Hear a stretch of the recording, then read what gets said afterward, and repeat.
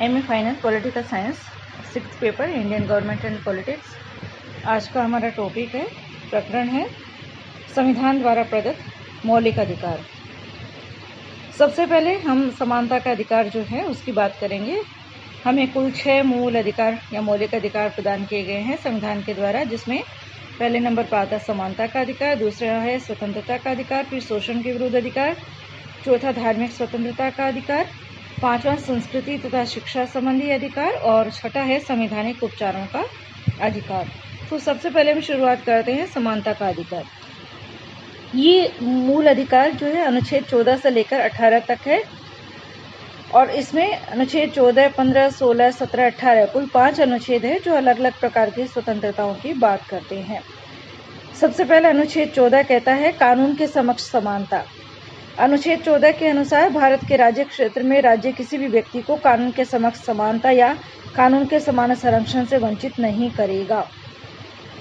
कानून के समक्ष समानता जो है वो ब्रिटिश सामान्य विधि की देन है और इसके द्वारा राज्य पर यह बंधन लगाया गया है कि वह सभी व्यक्तियों के लिए एक सा कानून बनाएगा तथा उन्हें एक समान लागू करेगा।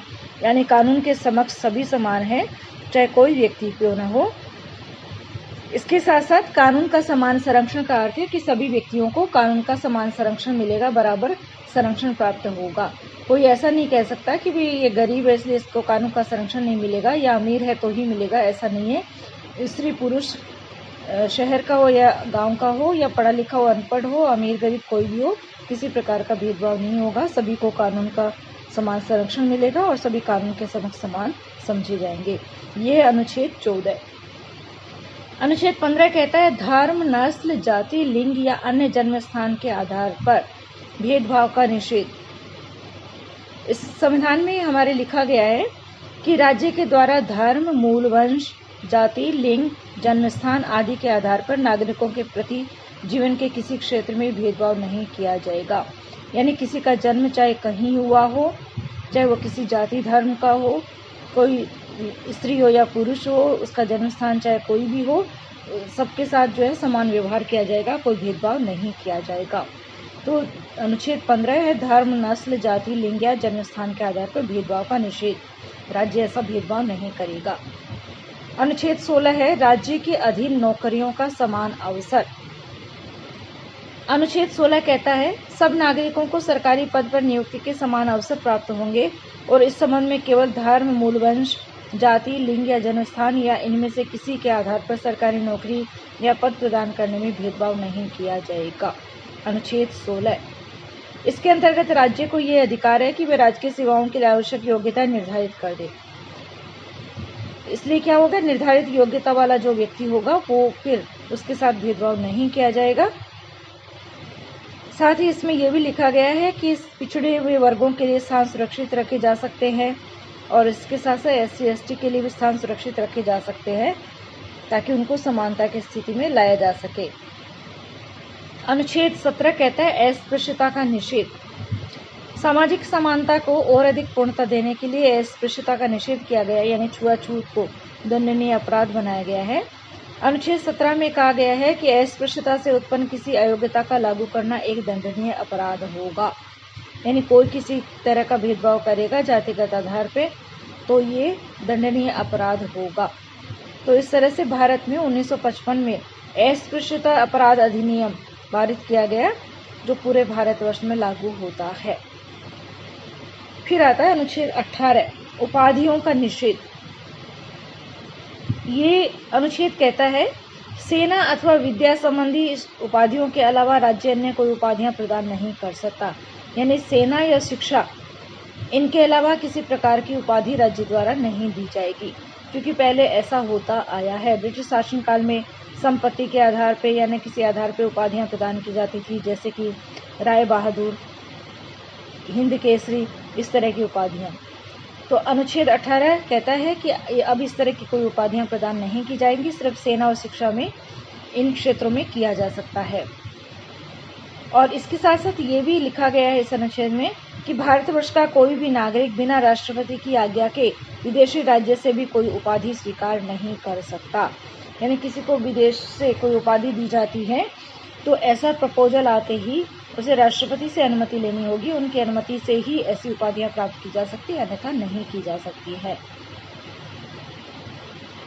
यह है समानता का जो अधिकार था अनुच्छेद 14 से 18 तक। एक बार पुनः दोहरा दें। अनुच्छेद 14 कहता है कानून के समक्ष समानता।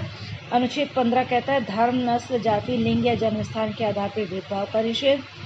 अनुच्छेद 16 है राज्य के अधीन नौकरियों का समान अवसर। और अनुच्छेद 17 है अस्पृश्यता का निषेध तथा उपाधियों का निषेध अनुच्छेद 18। इस तरह से 14 से 18 कुल 5 अनुच्छेद हुए समानता का अधिकार। अब हम बात करते हैं स्वतंत्रता का अधिकार। अनुच्छेद 19 से लेकर 22 तक स्वतंत्रता का अधिकार, ये हमारा मूल अधिकार है। सबसे पहले हम बात करेंगे अनुच्छेद 19 की। अनुच्छेद 19 जो है वो कहता है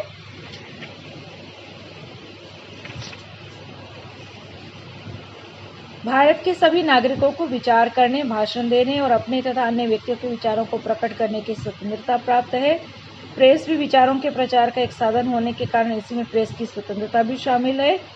मूल संविधान में विचार और अभिव्यक्ति की स्वतंत्रता का क्षेत्र बहुत व्यापक था और अपमान, लेख तथा वचन, न्यायालय अवमान, शिष्टाचार या सदाचार पर आघात और राज्य की सुरक्षा के हित में ही इसे सीमित किया जा सकता था, लेकिन अब इसे थोड़ा सीमित कर दिया गया है।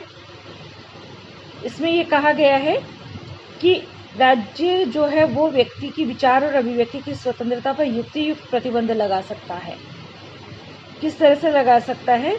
राज्य की सुरक्षा, विदेशी राज्यों से मित्रतापूर्ण संबंध, सार्वजनिक व्यवस्था, शिष्टाचार या सदाचार, न्यायालय अवमान, मानहानि या अपराध के लिए उत्तेजित करना, ये कुछ ऐसे क्षेत्र हैं यदि कोई व्यक्ति ऐसा आचरण करता है तो फिर उसके विचार और अभिव्यक्ति की स्वतंत्रता पर युक्तियुक्त प्रतिबंध लगाया जा सकता है।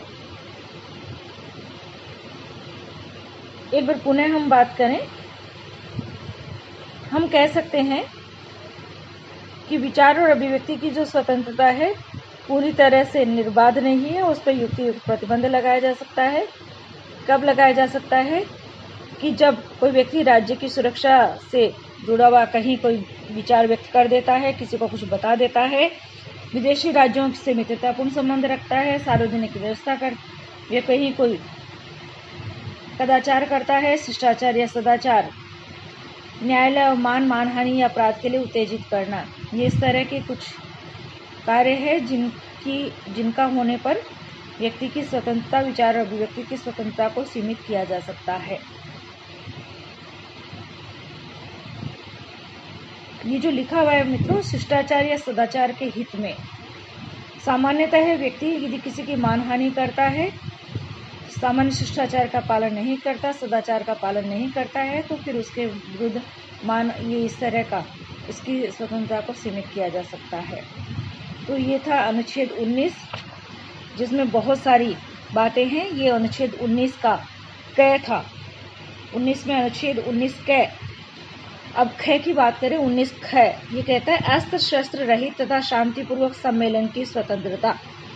व्यक्तियों द्वारा अपने विचारों के प्रचार के शांतिपूर्वक और बिना किन्हीं शस्त्रों के सभा या सम्मेलन किया जा सकता है तथा उनके द्वारा जुलूस या प्रदर्शन का आयोजन भी किया जा सकता है।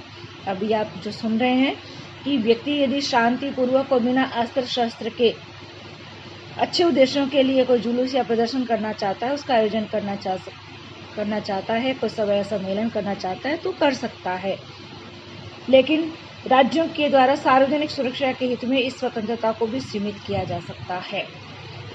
अभी जैसे आप देख रहे हैं कि कोविड-19 चल रहा है, तो कोई भी 5 से अधिक व्यक्ति इकट्ठे नहीं हो सकते हैं। तो ये किसके लिए है? ये नागरिकों की सुरक्षा के लिए, सार्वजनिक सुरक्षा के हित में है, ताकि बीमारी का प्रचार प्रसार न हो। 19 ग कहता है समुदाय और संघ के निर्माण की स्वतंत्रता। संविधान के द्वारा सभी नागरिकों को समुदायों और संघ के निर्माण की स्वतंत्रता प्रदान की गई है, परंतु यह स्वतंत्रता भी उन प्रतिबंधों के अधीन है जिन्हें राज्य साधारण जनता के हितों को ध्यान में रखते हुए लगा सकता है। इस स्वतंत्रता की आड़ में व्यक्ति ऐसे समुदायों का निर्माण नहीं कर सकता जो षड्यंत्र करे अथवा शांति और व्यवस्था को भंग करे।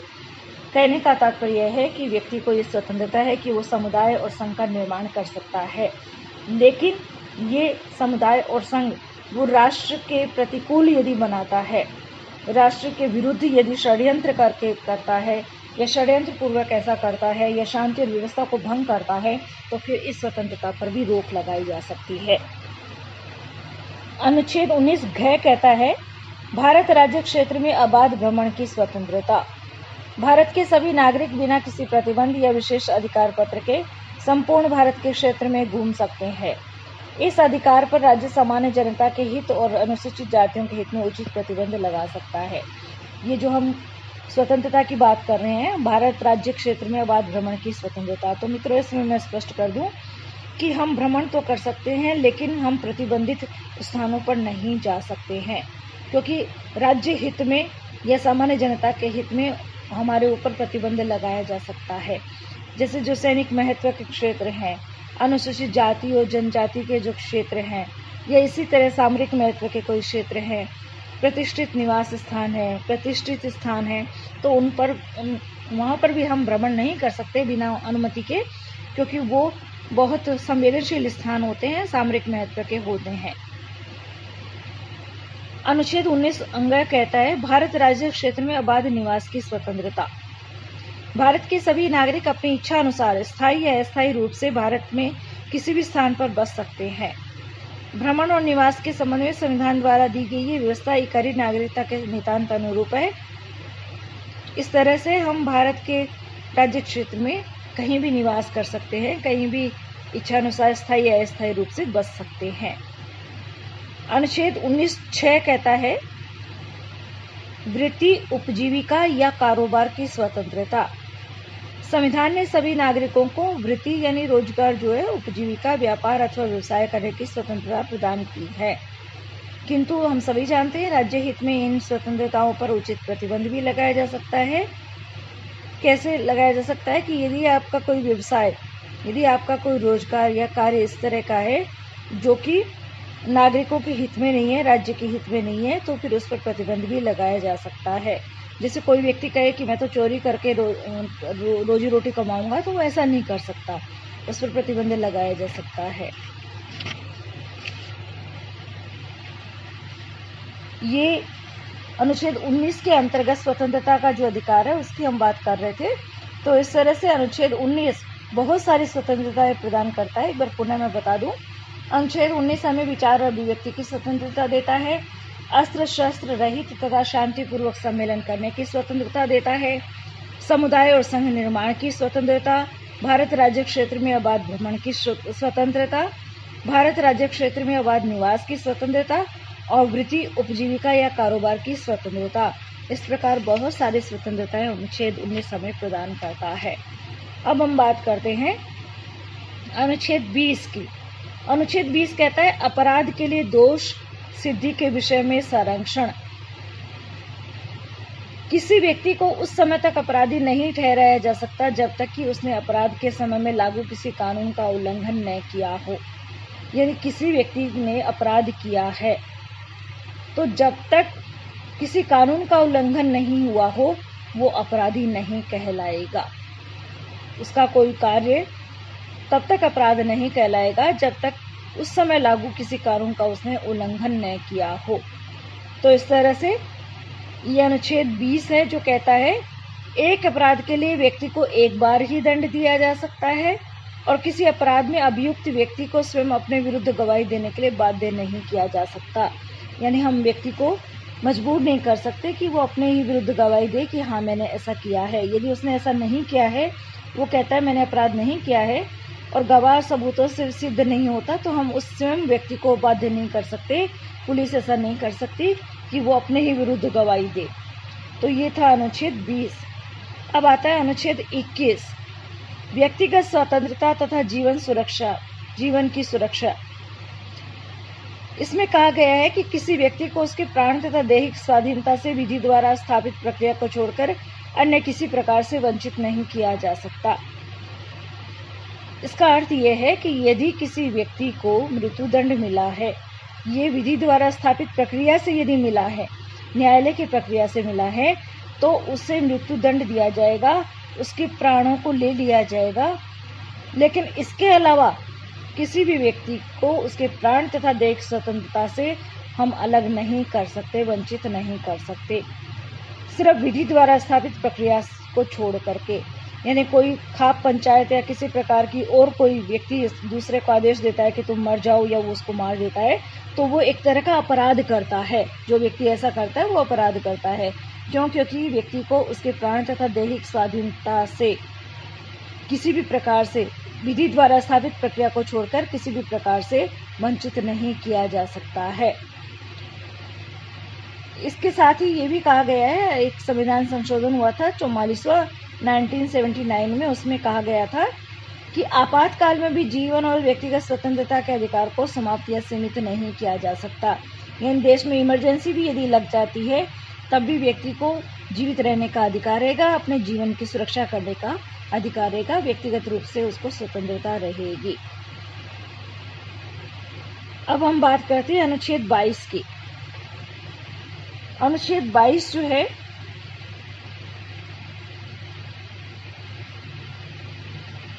मित्रों, हम अनुच्छेद 22 की जो बात कर रहे हैं, अभी तक हम अनुच्छेद 21 की बात कर रहे थे। अनुच्छेद 22 जो है हमारे लिए बहुत महत्वपूर्ण है। अनुच्छेद 22 की चर्चा मैं आपसे करूं, इससे पहले मैं आपको बताना चाहूंगी कि हमारे कुछ दशाओं में गिरफ्तारी और निरोध से भी हमें संरक्षण, हाँ यही है, कुछ दशाओं में गिरफ्तारी और निरोध से संरक्षण। जो अनुच्छेद 22 है वो ये कहता है कि यदि व्यक्ति को बंदी बना लिया जाता है तो बंदी बनाए जाने वाले व्यक्ति के भी कुछ अधिकार होते हैं। कैसे अधिकार हैं?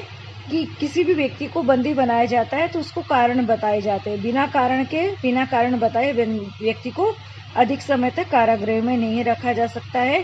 साथ ही उसे अपने वकील से परामर्श करने का अधिकार होता है, स्वतंत्रता होती है। और इसके साथ साथ ये व्यवस्था की गई है कि बंदी बनाए जाने के 24 घंटे के अंदर अंदर उससे निकटतम न्यायाधीश के सामने उपस्थित किया जाएगा। तो इस तरह से बंदी बनाए जाने की अवस्था में भी व्यक्ति को स्वतंत्रता प्राप्त है। कौन कौन सी स्वतंत्रता है जो अनुच्छेद 22 कहता है? वो कहता है कि यदि किसी व्यक्ति को बंदी बनाया गया है तो बिना उचित कारण के उसे बंदी नहीं बनाया जा सकता, कारागृह में नहीं रखा जा सकता। और यदि उसे उचित कारण से बंदी बनाया गया है तब भी उसे अपने वकील से परामर्श करने का अधिकार होगा। और साथ ही साथ 24 घंटे के अंदर अंदर उसे सक्षम मजिस्ट्रेट के सामने, निकटतम मजिस्ट्रेट के सामने उपस्थित किया जाएगा। तो इस तरह से अनुच्छेद जो 22 है वो कुछ दशाओं में गिरफ्तारी और निरोध से संरक्षण की बात करता है। तो इस तरह से हमारा जो स्वतंत्रता का अधिकार है वो अनुच्छेद 19 से लेकर के 22 तक है। 19, 20, 21, 22 एक बार पुनः मैं आपको बता दूं। अनुच्छेद 19 जो है बहुत सारी स्वतंत्रताएं हमें प्रदान करता है। कौन कौन सी स्वतंत्रताएं? जिनमें विचार और अभिव्यक्ति की स्वतंत्रता, अस्त्र शस्त्र रहित तथा शांतिपूर्वक सम्मेलन की स्वतंत्रता, समुदाय और संघ के निर्माण की स्वतंत्रता, भारत राज्य क्षेत्र में अबाध भ्रमण की स्वतंत्रता, भारत राज्य क्षेत्र में अबाध निवास की स्वतंत्रता और वृत्ति, उपजीविका या कारोबार की स्वतंत्रता। ये अनुच्छेद 19 हमें देता है। अनुच्छेद 20 हमें अपराध के लिए दोष सिद्धि के विषय में संरक्षण देता है। और अनुच्छेद 21 कहता है व्यक्तिगत स्वतंत्रता तथा जीवन की सुरक्षा। और अनुच्छेद 22 कहता है कुछ दशाओं में गिरफ्तारी और निरोध से संरक्षण। तो इस तरह से ये अनुच्छेद 19 से लेकर 22 तक स्वतंत्रता का जो अधिकार था, मौलिक अधिकार, जिसको हमने विस्तार से अभी पढ़ा है। कल हम पढ़ेंगे हमारा तीसरा मूल अधिकार, शोषण के विरुद्ध अधिकार। आज के लिए इतना ही। धन्यवाद।